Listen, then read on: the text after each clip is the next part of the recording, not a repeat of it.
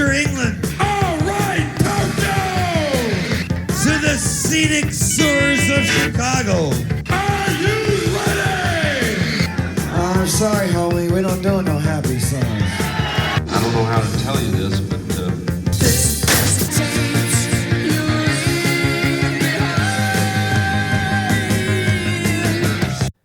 This is Tapes You Leave Behind. I'm your host, Brian, joined by my co-host, Emerald. What's up? And today, it's been a hot minute, but we're actually going to be talking about music. Music? That's right. You know that thing that the whole podcast is based around?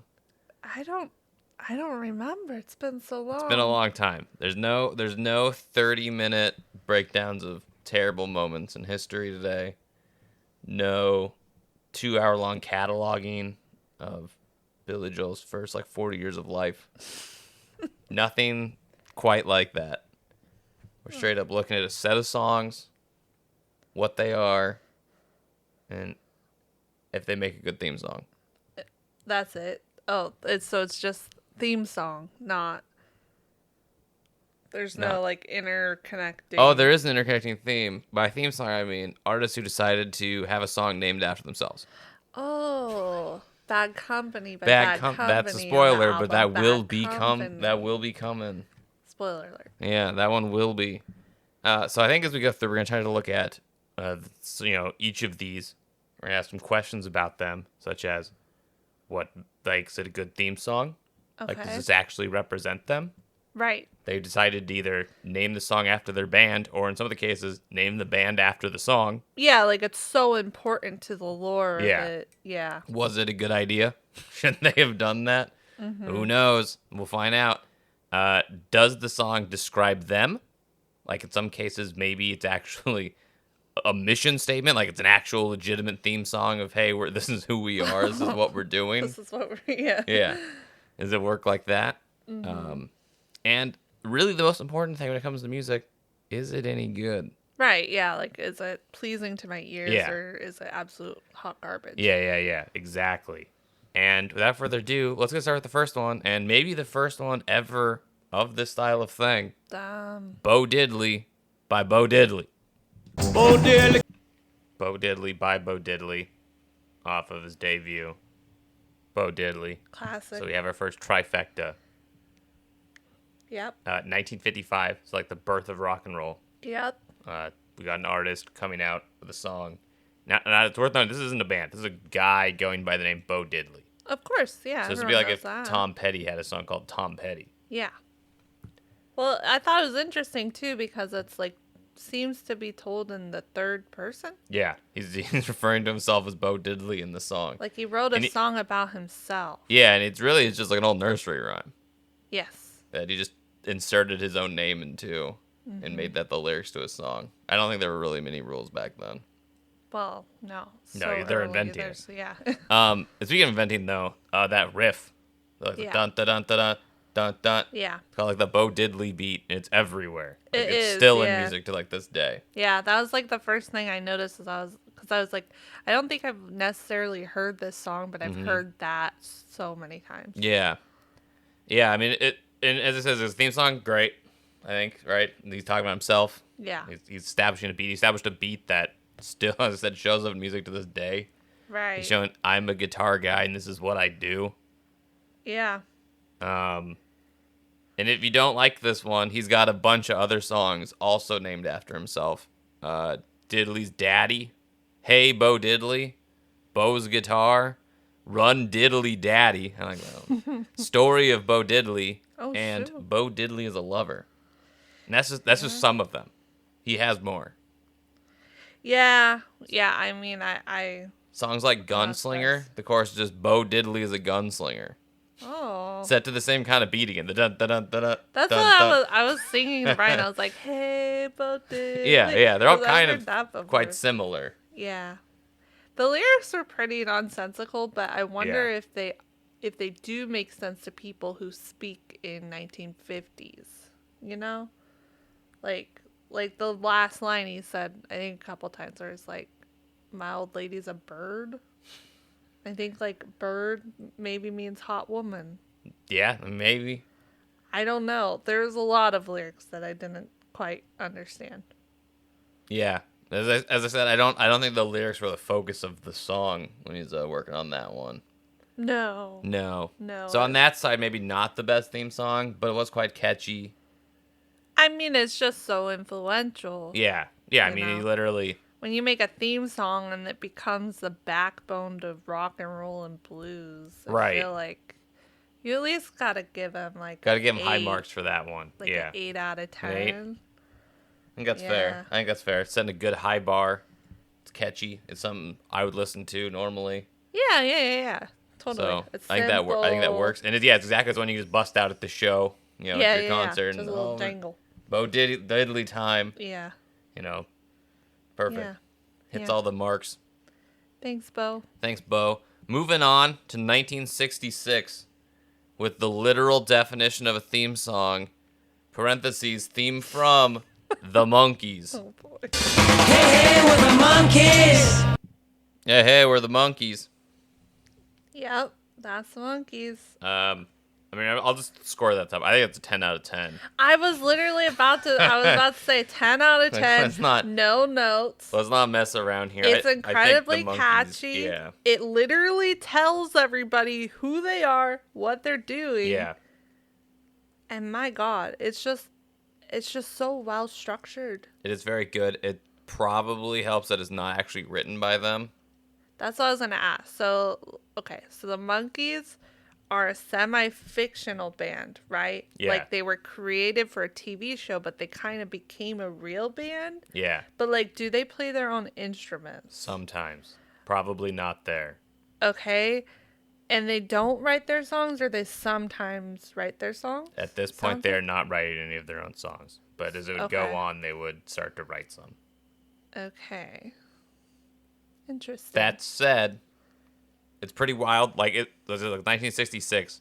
And like, if you literally like look at this song, it feels very counterculture-y. Like what they're talking about. Like, hey, we're the Monkees. We're the young generation. We got something to say. Yeah. Like, there's very much like a youth, like, that was kind of bubbling at that time. Yeah, like And they here were they being are. so like pushed down or yeah. Okay. Yeah, it's pretty much like America wanted the Beatles. Yeah, they very much are like an American Beatle. Yeah. That actual like It sounds American very Beatle. attitude. I pulled up their Wikipedia. Yeah. The first thing I saw, did you know this? They were originally trying to get the Lovin' Spoonful. Wow. Like they asked the Lovin' Spoonful to be the Monkees essentially, but they couldn't get the deal, so they had to create it from scratch. They like put out an ad of like looking for young dudes. Steven Stills auditioned to be a monkey. That's crazy. They said his teeth were too bad. That's so rude.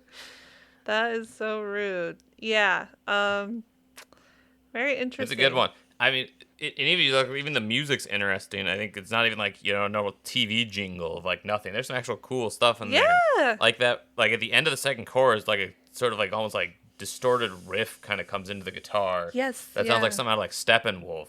Right. Like Born to Be Wild kind of. Yeah, it was very like complex. Yeah. Like shocking. Yeah. Oh, yeah. Told in first person. Yep. We're the Monkees. Yep. We're doing whatever we want. Get out of our way. But they're friendly. That's not true. They said we're, yeah. we're happy, we're friendly. Hey. We're a little crazy. They're like, slightly. Which fits. If you've seen the show, they are crazy. I have very never strange seen the humor. show. I know. It's I've never seen really the show. weird. I honestly thought that they were British until No. like one a of while one ago. of them is British. That's crazy. Yeah. Which one? Mikey Dolenz? No. Short one. I don't know their The sizes. I don't know short, anything pretty about singing them. one. Oh, the main guy, Davy Jones? Yeah. Oh, Davy Jones. Davy Jones, famously, the reason David Bowie is called David Bowie, because he was called David Jones, he changed it so he wouldn't get confused with the monkey. I've heard that. Yeah. I've heard that. Wow.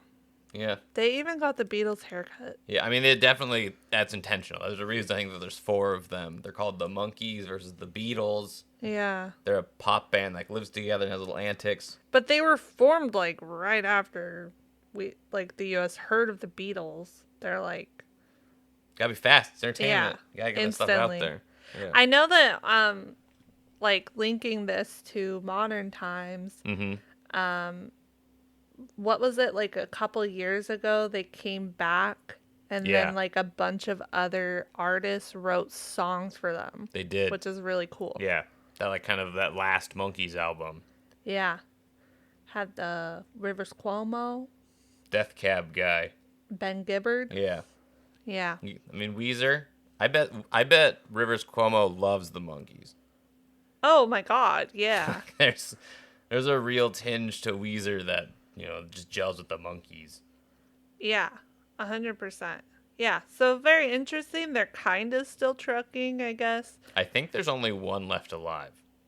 So I don't think There's only I don't one? think there's much trucking going on right now, but Okay, let a me few see. years ago when that album came out, there's probably a little more trucking. Yeah. Mickey Dolenz. Yeah. He's the only one left. That's crazy. Well, I definitely think that was our first 10 out of 10. I think that is the one that we will be comparing everyone else to at Yeah. this point. I'm looking at that album. It was from 2016. Yeah. Noel Gallagher. He's a monkey for sure. Carole King wrote one. Carole King, I It might think have just been. she wrote a covered. song for the Monkees, and I kind of want to say it was Pleasant Valley Sunday, like in the past. That's my favorite. I'll need to look one. that up, but like when she was with that, like her and I think her husband, they were like a songwriting duo, and I want to say Pleasant Valley Sunday is the one they wrote. We also have Harry Nilsson, and he was on the track with them. And one of the But they cover hasn't he been Partridge. dead for quite a while? That's what I'm saying. I don't know. But I guess Davy Jones had also been dead for quite a while. Well, when this it album says came out, and he's lead also on vocalist here. Nikki Dolenz and Harry Nilsson. So maybe they already had the recorded track, and then Mickey just Yeah. sang on it. There's probably a lot of information about this that I can't access at this second. Crazy. Yeah. Yeah. I mean, they have such a huge legacy. Look at this, Probably the 14 biggest albums. fictitious band. What else is there? I don't know. That's my point. They literally transcended being a fictitious band to a real one in 2 years. The Wiggles? Those are pretty big. But they don't play any instruments. No. They just sing. Yeah. A fictional band that has a TV show that became a real band. There's nothing. Probably none, I guess, then. Josie and the Pussycats or something. But they weren't a real band. I bet They had a movie. back in the day you could go see them. I bet there was some sort of weird thing. I feel like Partridge we're Family missing... or something like that. What's the one that your mom watches? I think that one. Is that the one That with the was the- kids? yeah, There's like 10 yeah, kids. yeah, And they mhm. go to jail. It was Yeah. really... I watched one episode. It was really weird. Yeah. Yeah, I bet they toured. Yeah, I'm sure they did. Is that a real family? I don't think so, no. There you go then. Partridge Family There you go. is the other. I would say guess, big I'd one. say the Monkees are bigger. And better. Better, way better. Yeah. So next we have something a little different than the Monkees. From 1970, Black Sabbath by Black Sabbath. Oh no, please God help me! So if the Monkees were like fake rebellion and a little bit of edge to it, this is definitely the real edge. This is scary, I would say, by all accounts. I don't think something like this before this in 1970 existed. No. Rob Halford said it's the most evil track ever written. I mean, just lyrically listening to it, it's very scary. It's horrifying. And it's horrifying. Like laying in bed, the shadow man appears at the end, Yes. eyes of flame, telling Yeah. you you're the chosen one, and it sounds like you're chosen to be dragged to hell. Yes. Maybe scarier, according to Geezer Butler, it's a true story.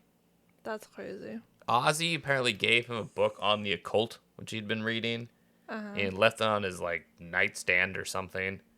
And then like I don't know, it's like he'd painted his room all black and stuff like that. I don't know, Weird. weird teenager stuff. Yeah. And then like he was sitting there like sleeping, and then he felt a presence, and he looked, and there at the edge of his bed was this scary, like man in black. And Geezer's like, "I'm gonna die." Yeah. And just sort of closed his eyes. And then when he got up, the book was gone. What the hell? Where'd it go? Guy took it back. Damn. That's scary. Big if true. That is big if true. So I kind of forgot to mention on the Monkees one. The Monkees one more or less was a trifecta of album, song, name. Because the theme from part of the song titles in parentheses. Black Sabbath here as well is also a trifecta. Yeah. So we have our first question. Yeah. The Monkees obviously were formed to be the Monkees for television show called The Monkees. That's Yeah. theme for them. Bo Diddley was already named Bo Diddley. Correct. Black Sabbath here is a band with a band named Black Sabbath Yeah. and a track called Black Sabbath. Yep. Which came first? I actually know the answer. I do too. But I'll let you tell. It is the song. Yep. So the band had actually been called Earth, Yeah, which is and they crazy. kind of hated it. Like Ozzy especially just absolutely hated the name. Yeah. And then after getting some massive positive feedback for this song and with how much they hated the name Earth, they named themselves Black Sabbath. It's such a good name. It is great. It's such a good name, and so I don't blame them. Although Earth is pretty prominent, you know. I guess. I feel like it's one of the like when you choose your email and it's Yeah. like you can't choose earth@gmail.com because that's already been taken. But they Yeah. were at the time where they could have gotten earth@gmail.com. You know what I mean? Yeah. Black But Sabbath's a billion times better. It's a billion times better. Yes. I Tells could you agree what with it that. is. It's got Yeah. great imagery. Yeah, I wonder, like, was their music in Earth akin to this? Or was this kind of, like, this experience kind of what made them... I mean, you and I Sound were like kind of this. discussing the only single off this album being Evil Woman, Yeah. which is a cover of a blues track. I get the Yeah. impression they were not like this until this song. That's so was made. crazy. So, like, that experience created this song, which then, like, changed the course of history, to be honest. Yeah. Because without Black Sabbath, you wouldn't have shit. Yeah. No, metal would not be what it is No. without what they were doing. Absolutely not. I mean, I just love that song. I think that it's obviously there's few lyrics, but they're so intense and strong that you don't really need to add more. Right. It literally tells you exactly what's happening, and it's also funny because you think of Black Sabbath as being like satanic, right? Or like, into. I mean, obviously they're into the occult, but every Black Sabbath song is like Satan's evil. I'm scared of him. Yeah, it's not like Satan's good. He's clearly the villain in this song. Yeah. Ozzy's screaming out for God to help him. Yeah. Yeah. He's like, run away. Yeah. So, yeah. I mean, I want to give this a 10 out of 10, but to be honest, it doesn't exactly describe what It doesn't Black travel. Sabbath That's is. exactly what I was going to say. It can't get a 10 out of 10 for me because it doesn't say Black Sabbath in this song. Yeah. 9 out of 10. 9 and a 9 half. out of 10. Yeah. If we're doing halves, 9.5. I'm going to write that down. But beyond that, yeah. I mean, it's heavy, it's dark, it's scary, it's dangerous. It's everything Black Sabbath's image kind of presented as. So it's like perfect. you know perfect for them. what the rest of the album, what the rest of their mostly career is gonna sound like if you listen to this one song. Yeah. This is the theme song for Black Sabbath. Statement. Yeah. Speaking of statements, mission statements, having something that describes you, we're jumping to 1974. So when you tease in the beginning, I knew it's Bad Company by Bad Company off the album Bad Company. Bad Company. Till the Day I Die. Can't deny. 1974. As I said again, album, song, band. Next question then, Emerald. Which came first? This one I don't know. This one you don't? I would guess the band. The band did indeed come first. Wow. And we're talking about theme songs. This Yeah. song was intended to be the theme song. Like, they got That's the crazy. band. Bad Company formed more as a super group. Yeah. There's like Free, Mott the Hopel, a few other things tossed in there. King Crimson. King Crimson. Swimmy Red Man. Yeah. Came together. They got the name Bad Company, which Yeah. they had to fight for. The label was Why? like, that's a horrendous name. You need to change that. And Paul Rodgers like, no way, man. I had to fight for the name Free. And now I'm fighting for the name Bad Company. You just got to believe in me. Damn. People said that he had named it after a Jeff Bridges Western. He says that's not actually true. He said that he'd actually had a book of Victorian morals that showed a picture of an innocent child looking up an unsavory character under a lamppost, and the caption read, "Beware of bad company." That's cooler. He says that's where he pulled it from. That's much cooler. So they set out to make this, and I think they perfectly achieved it. I really love this song. I hate this song. Oh man. I don't hate the band. This is actually my grandma's favorite band. Really? Yeah.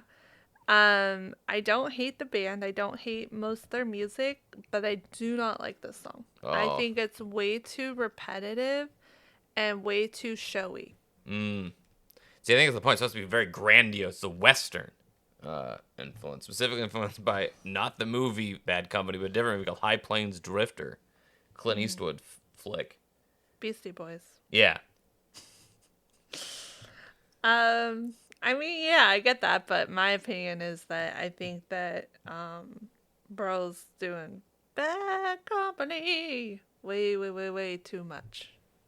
And I don't like that. You don't like it? If it was like, if they came up with like one more verse, maybe even like 3 more words in the chorus. Better bridge. I see your point in the chorus not being much beyond Bad Company. Can't deny Bad Company till the day I die. Yeah. Yeah. Over and over and over again. It's a But- rebel soul, man. They got the six gun sound as their claim to fame. Yeah. They ain't got time to make giant choruses. They're not rushed. They're professional musicians. They're all from different bands. They're all rich. Named his you last know? band Well, Free. I don't know about rich. Not using a but lot of words. I don't know. I just feel like I can't give it a perfect 10 in my opinion. I'll go for a 9, but I 9? want to give it an 8. But I will go I'll for a force 9. that to a 9. I think it's too cool. I think it's too cool. I think it captures what they're trying to go for, like the Western outlaw. Like, I think it's still cool. The fact that it still seems cool today, like the soft piano in the beginning. Yeah. That then like kicks into like the heavy main riff in the I chorus. agree. That's pretty cool. It is cool. It is. I just wish it was easier to listen to. Try the For 5 me. Finger Death Punch version then. No, No, thank yeah. you. Yeah, I've heard no. it. I've heard it live. I don't like it. Yeah. Well, here's one for you. Maybe actual Bad Company. In the sense that, this is the guy under the lamppost you should probably keep your kids away from, unless you want them to take up some bad habits. Motorhead. The track Motorhead. Ain't nothing like Motorhead, No, except other Motorhead songs. that's right. We got another trifecta. Song, band, and album. And again, similar to Sabbath, the band is named after the song. Yeah. And that's because Lemmy wrote this when he was still the bass player for Hawkwind. I didn't know he was in Hawkwind. Yeah. If you don't know Hawkwind, they're a British prog metal, proto-prog metal, like space rock kind of band. Not like Motorhead. No. No, trippy, long prog kind of stuff. Very different. Yeah, that's why I'm so shocked. Yeah. The Hawkwind version, because there's a Hawkwind version of this song, has saxophone on it. There's no saxophone on this version. No, there's not. Like that, like post-chorus, like heavy driving, like Lemmy, like bass chords. Yeah. That's a saxophone on the Hawkwind version. Wow. That's crazy. So after attributing this to Hawkwind, Lemmy was kicked out, allegedly for, quote, doing the wrong kind of drugs. Speed. Speed. Motorhead is a British term for like a speed freak I didn't know that either. in kind of both sense of the words. You know what I thought it was? What? I thought it was like he liked cars or like motorcycles. Like, oh, I'm a real motorhead, you know? Like, Yeah. I look at engines and shit. No. It's about, he's a drug. Yeah. No, Lemmy loved cocaine. I mean, I knew that, but like, I didn't know that that's what Motorhead was. That's crazy to me. Because their imagery is like motorcycles and shit. Very Like- war themed, actually. Like, I picture, yeah, but I picture Motorhead. I'm picturing leather jackets. I'm Bikes. picturing motorcycles. Yeah. I'm picturing fucking spiky arms, leather armbands. Anyways, the list goes on and on. Yeah. That's crazy. Well, my first initial thought was, this is punk? Question mark. Yeah, Motorhead's a weird one, right? Because the way they play metal is just like punk rock. It's a punk song extended to like 5 minutes. Yeah.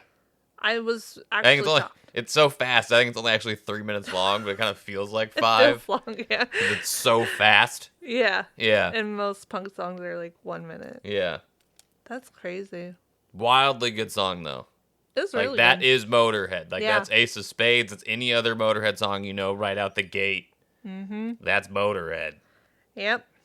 And it's about doing drugs. It's literally about what their name is about if people unlike me knew that. Yeah.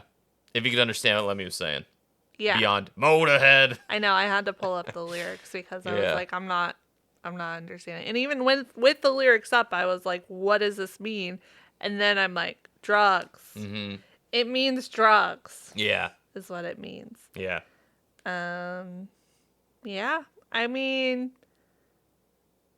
I hate to be like contradictory, but I would probably give this a 10 out of 10. 10. Even yeah. though the chorus is just Motorhead. Yeah. I think that hurt Bad Company a song ago. Yeah, but Bad Company sucks.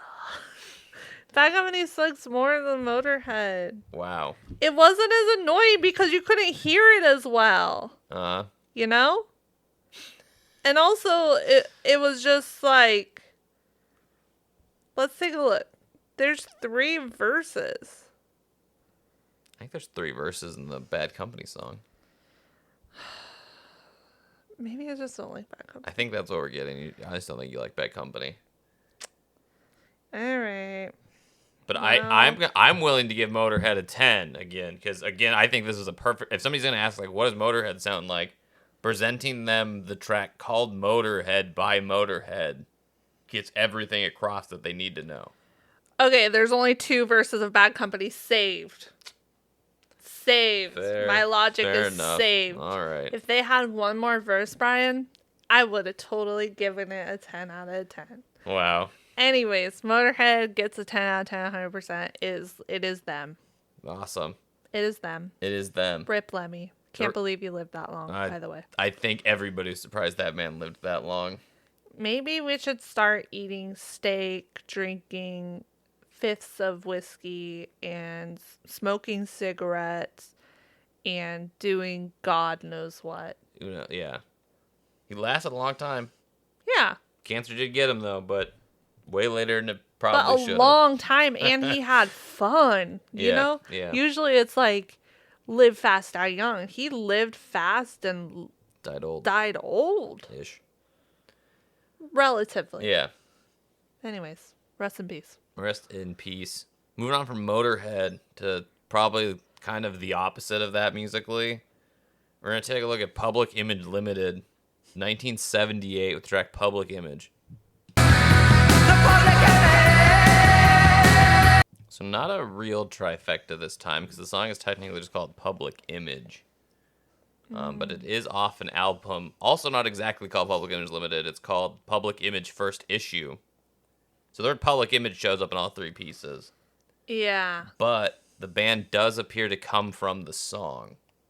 Yeah. In this case, the song predates the band, though their art is taken from a Scottish book. Right. So Public Image Limited, for those who don't know, is John Lydon, aka Johnny Rotten's post Sex Pistols band. And he wrote this song while still in the Sex Pistols about how much he hates Malcolm McLaren and being exploited by him in the Sex Pistols. Yeah. First off, I want to say fuck John Lydon. Mm-hmm. He sucks, Yeah. but man, I'm so upset. That song was a banger. It's very good. That song was so good. Yeah.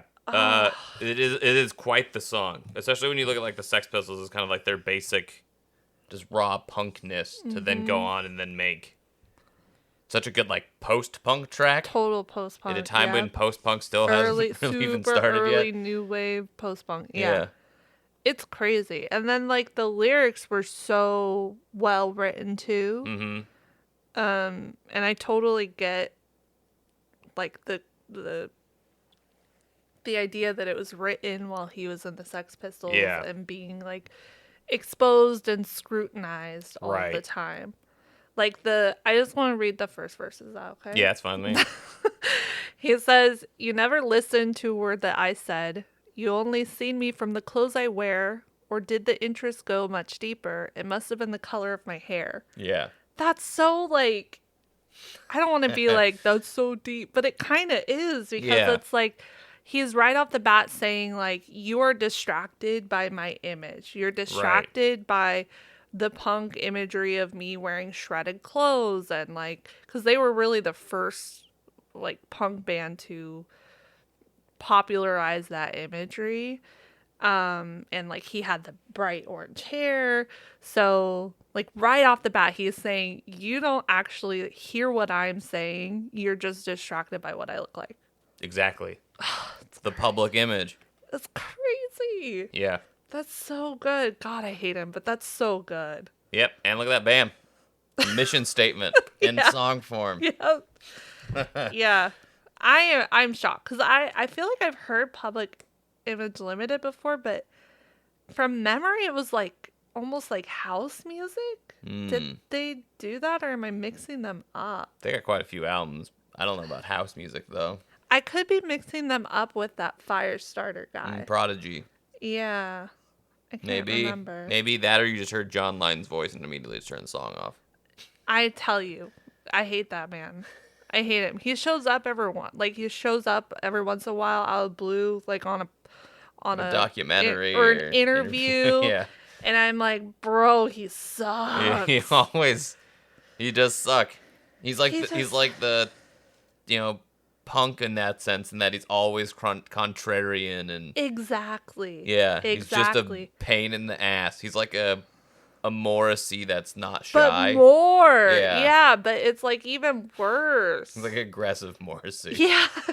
But like Morrissey sucks too and makes amazing music, but like Morrissey isn't constantly in everything. No, At least that you'd have to see. drag him kicking and screaming to be in a documentary. Yeah.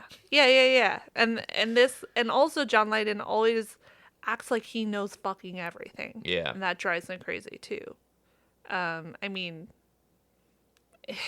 it's hard because obviously like he and the Sex Pistols especially, and now I'm thinking Public Images, was really influential, right? So Yeah. like he kind of has that to back up his attitude, but at the same time, like, bro, chill out. I don't know. So you liked it though?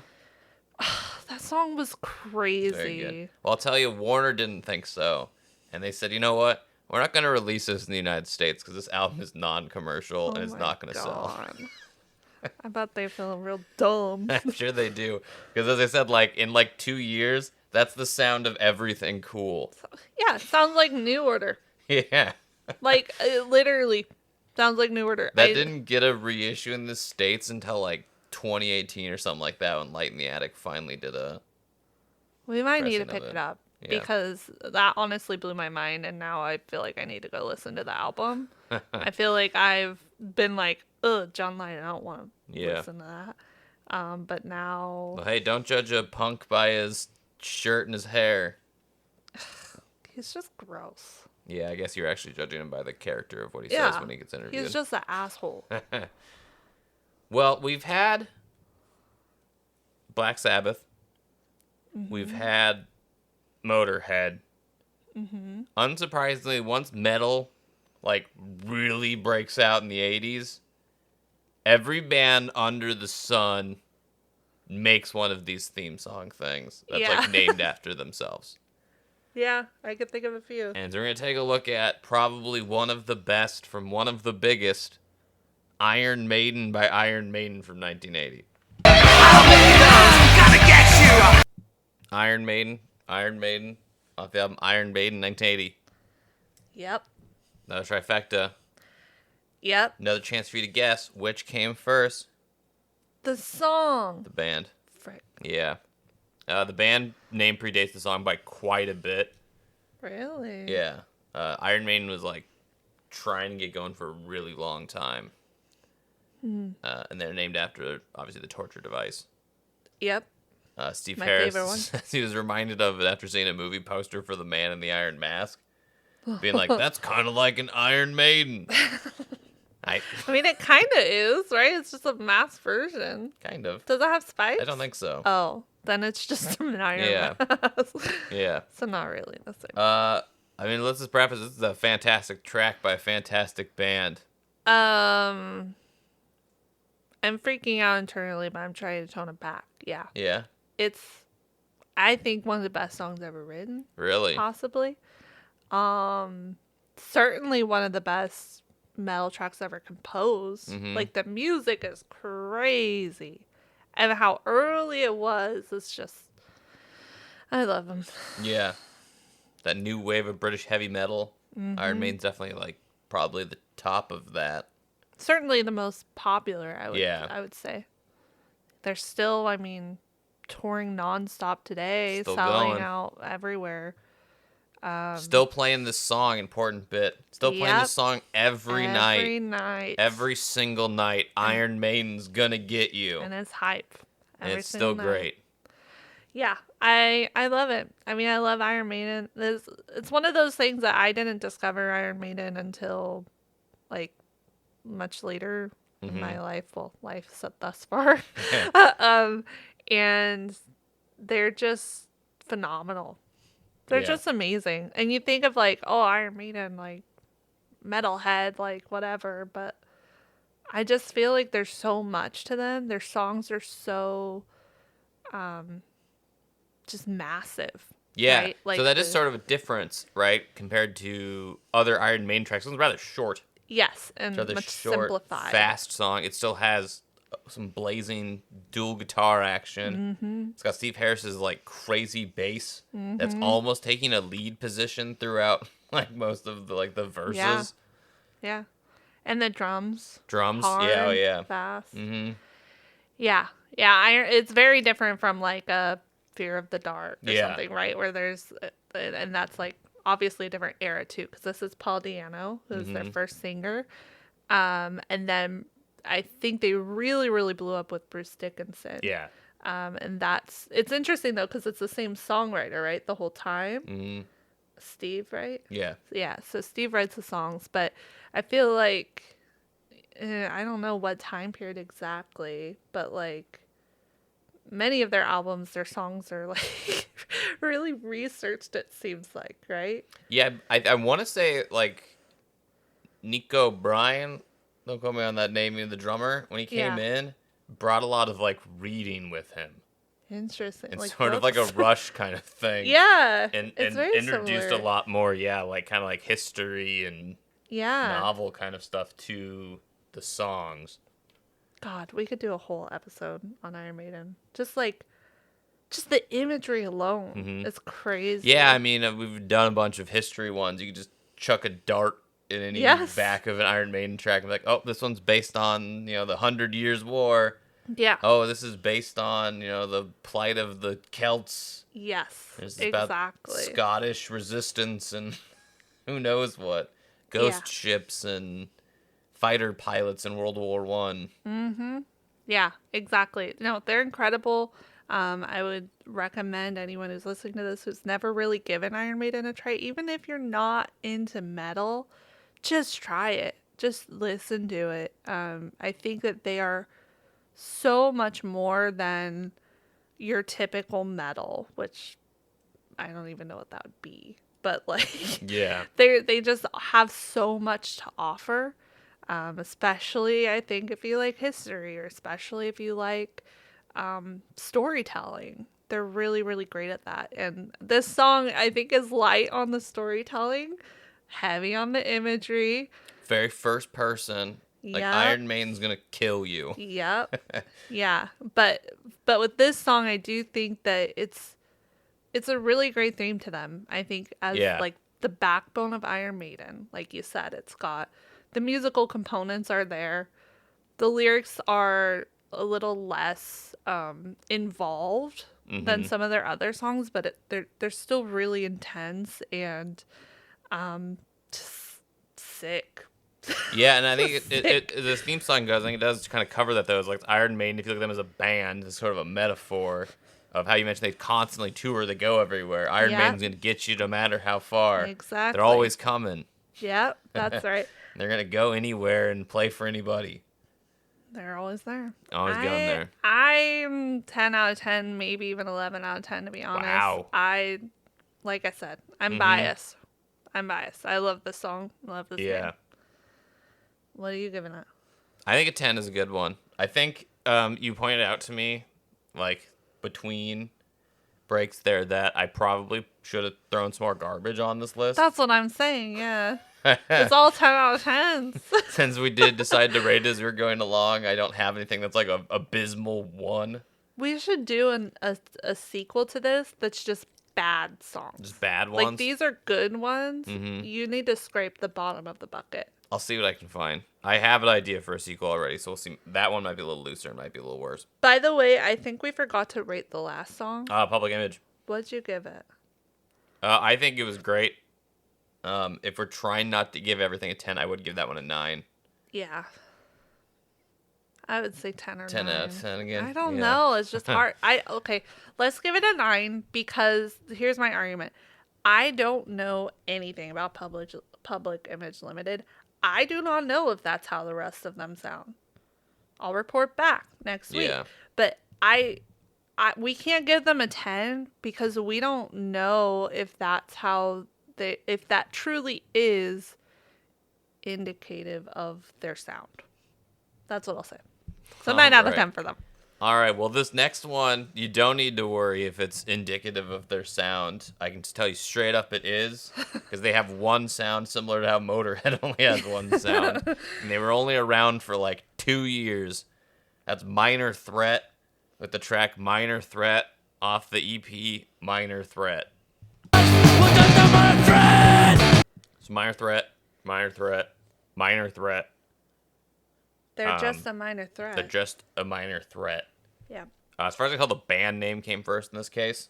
I couldn't really find a definitive answer to that, but timeline-wise, that seems to make the most sense.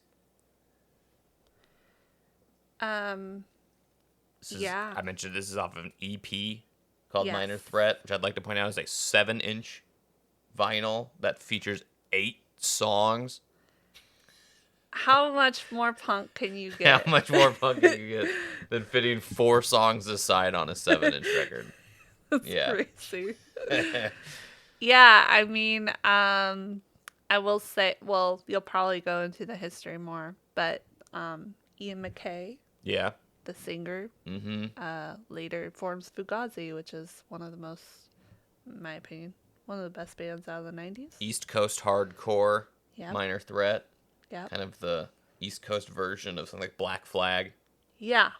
Yeah. Minor Threat spins up their own record label as well, signing bands on their side. Yeah. Yeah. So there were many scenes Mm-hmm. of punk in the late 70s, early 80s. And then, yeah, DC, we have Minor Threat, Bad Brains, and the like. Yeah. Minor Threat being kind of a pun. Yeah. Not just being like saying they're just a little small threat, but they're also young. Except- Starting so young Okay. that it had to invent what they would call straight edge. Which is effectively, we don't drink, we don't do drugs. And it came from them needing to get into clubs. Right. Because bands that they liked would play in bars. They'd be like, "Hey, draw an X on my hand saying I can't drink. I can't Just order let me in. I alcohol." want to see the band." That's so funny. And they sort of cover that in some of their songs here. Thing of being young. I might be an adult, but I'm a minor at heart, he says in the song. Yeah, because I was looking at it, and he technically isn't a minor on this track. He's 18. 18-year-old. But he, like you said, for straight edge, that would be Voice 21. of the youth. Yeah. Wow. Bald. Very bald. Yeah. It was, I mean, Minor Threat, what can you say? It's literally perfect in every way. Mm-hmm. It's what they sound like. Yeah. It's what they do. He's making his mission statement in this one of like, why are you trying to grow up so fast? Yeah. It sucks to be an adult. Literally, yeah. Slow down. Yeah. Yeah. And so influential. Yeah. So influential. Yeah. We were talking about Brian Baker. He's in Bad Religion right now. Yeah, he's been their guitarist for like the 90s, like I think. 30 years. Yeah. Bad Religion being another giant. We have to give them context. Yeah. Dude. Another big punk band, Yeah. LA based. Huge. Probably the biggest punk band. Very large. No Effects, you think? I think Bad Religion's probably bigger than NoFX. Misfits. Misfits sell more merch for sure than either of them might do. be the biggest punk band, but Bad Religion, I would. If you really want to ruffle some feathers, your biggest punk band's probably Green Day. Yeah, see, that's what I was afraid of. Or like the Ramones. Sex Pistols you mentioned earlier. But that's... It's tricky, right? Yeah, because... what is punk? What? I said, what is punk? Exactly. Yeah. And there's always different versions of punk. Yeah. You know? So it's whatever you want it to be. Yeah. I would say of this type of punk, angry, young, white man punk, Bad Religion's the biggest. And the best, in my opinion. But Minor Threat, incredibly influential. Like I said, later forms Fugazi, which is also incredibly influential. But both kind of like very short-lived, right? Yeah, I mean, they definitely didn't like hang around forever.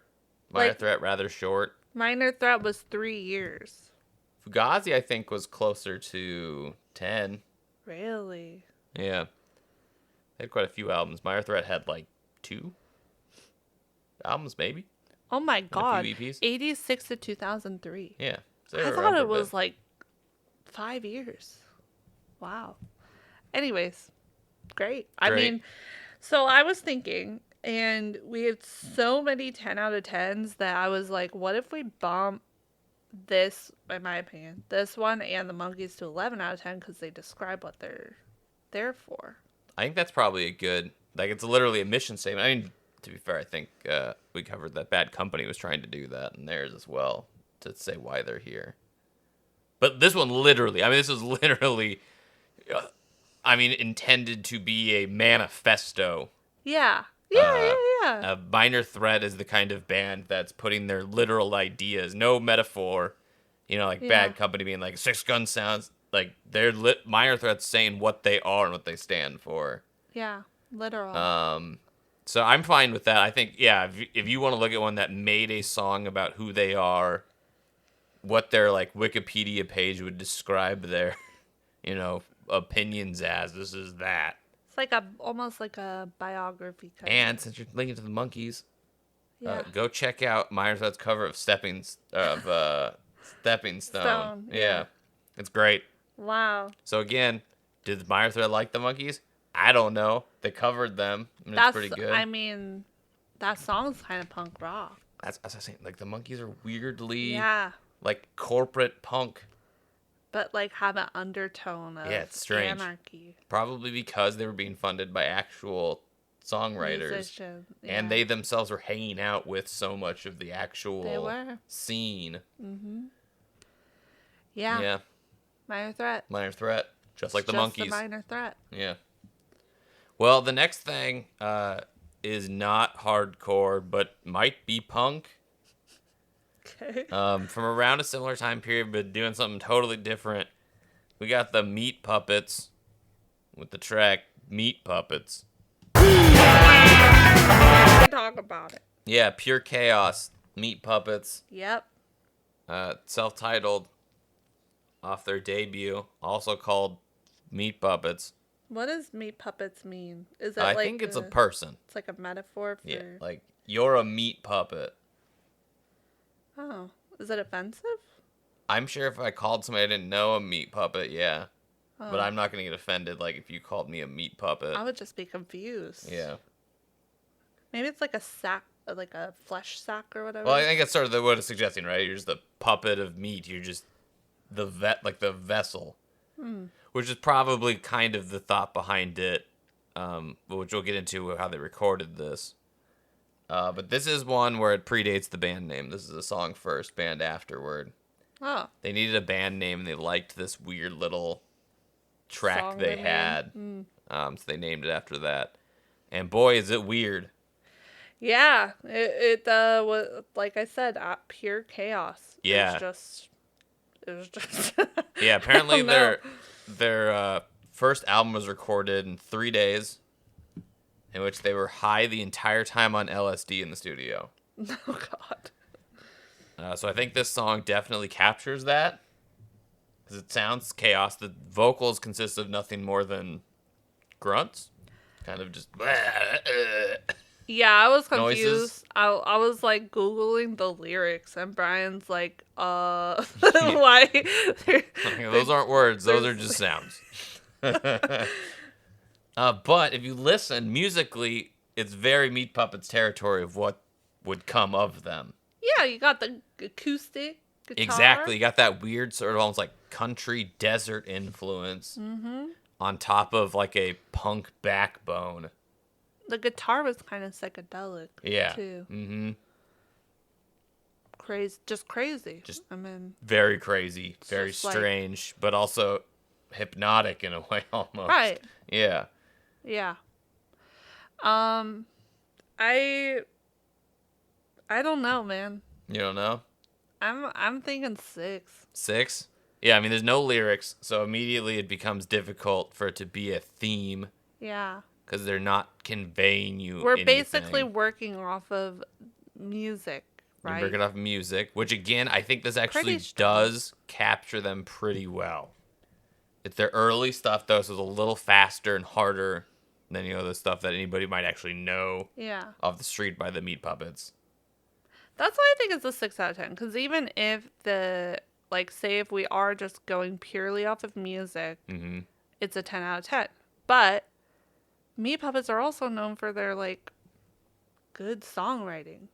Yeah, Which- I would agree. I think that in this case, because after, an album, they would move a bit away from the hardcore punk kind of as the backbone and into more of just, alternative or even, just punk in general. Less of that fast, breakneck speed. Right. I think it doesn't stick with them as they would go on.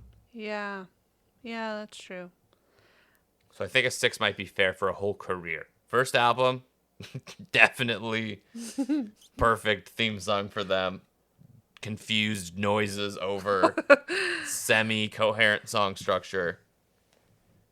Perfect. But yeah, for long-term Meat Puppets theme song, you know what? The other thing I will say though is it has no lyrics. You Yeah. can jam that thing as long as you want to. True.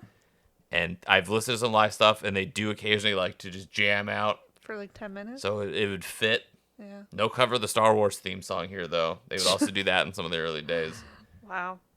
But yeah, as you said, great. I think you're right. I think this is one. If we're gonna give something a lower number, here's your 6. Meat Puppets. Meat Puppets. Go listen to their other stuff. Or is that? I don't care. That's great too.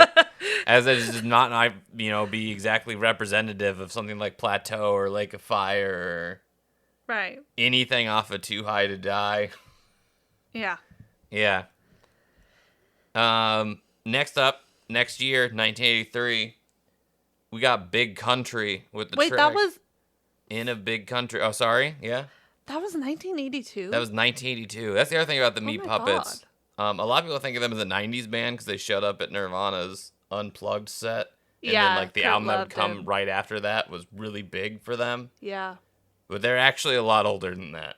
82 is pretty significant for Yeah. a band that got popular in the 90s. Usually it's like and for doing that, right? So they're Yeah.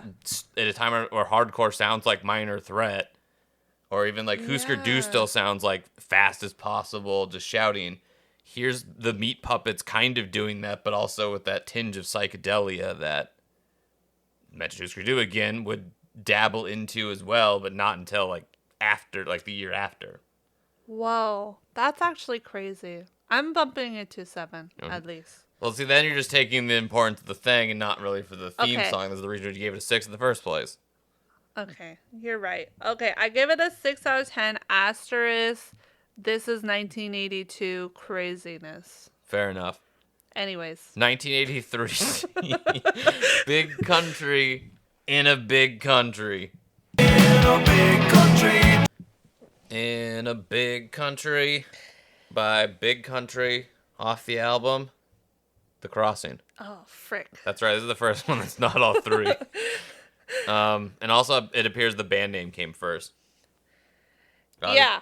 The song believe it. originally, I believe, was called Stay Alive. Really? And they changed it to In a Big Country. Probably because they saw other bands do it.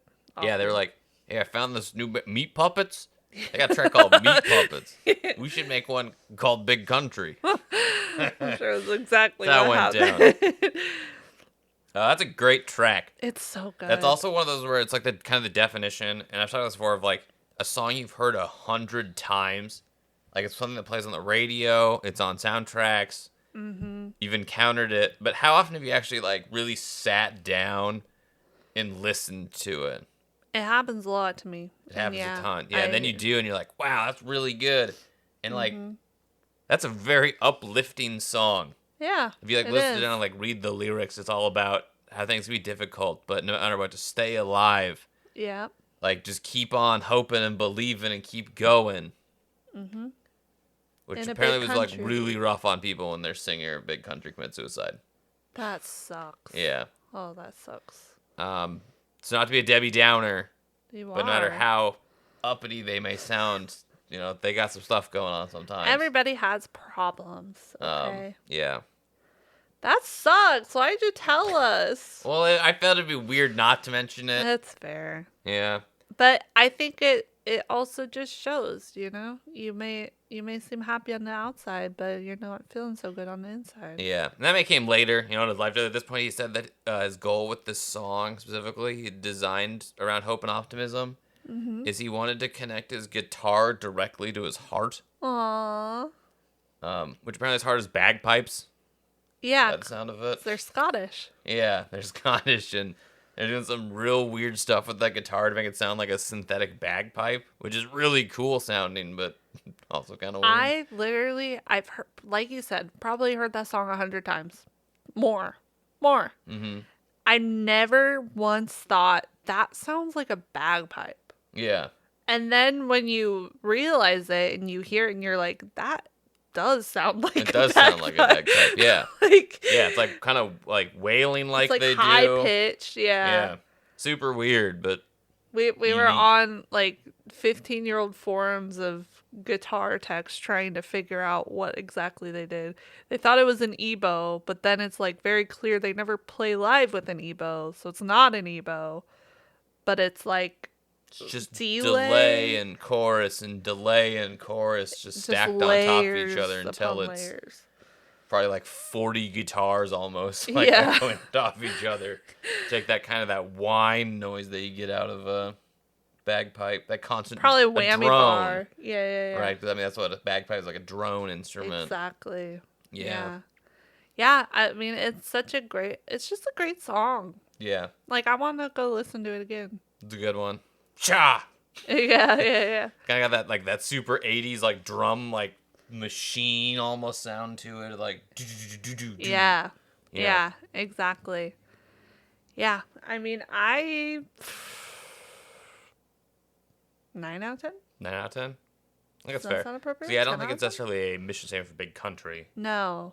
but it's definitely maybe a mission statement for the band. Like as I said, like Dreams stay with you. yeah, make my heart into a guitar or whatever weird Yeah. 80s right. hippie kind of statement that's supposed to be. Yeah. I've never really listened to them before. Like, I've only ever heard this song. So Yeah. maybe I will try to listen to them more. There you go. I mean, that's a success then on their part, right? That's right. Yeah. All right. Well, that was the last one I had for today. We went through, what was it, 10? 10. 10. A lot of 10s in there as well for scoring.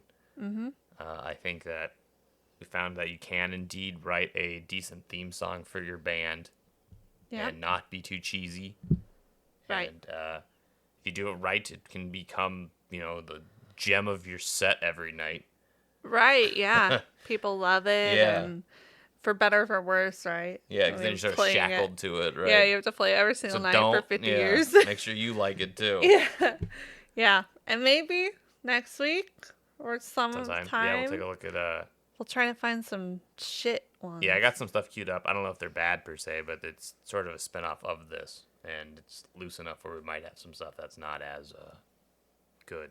'Cause as I said, I think a band that is bothering to name a song after themselves also is going to vet that a little bit, because in a lot of these cases, the song and the band name are sort of connected. It's the thing that got them noticed, so Yeah, it tends right. to also be good, or else nobody would have noticed or cared.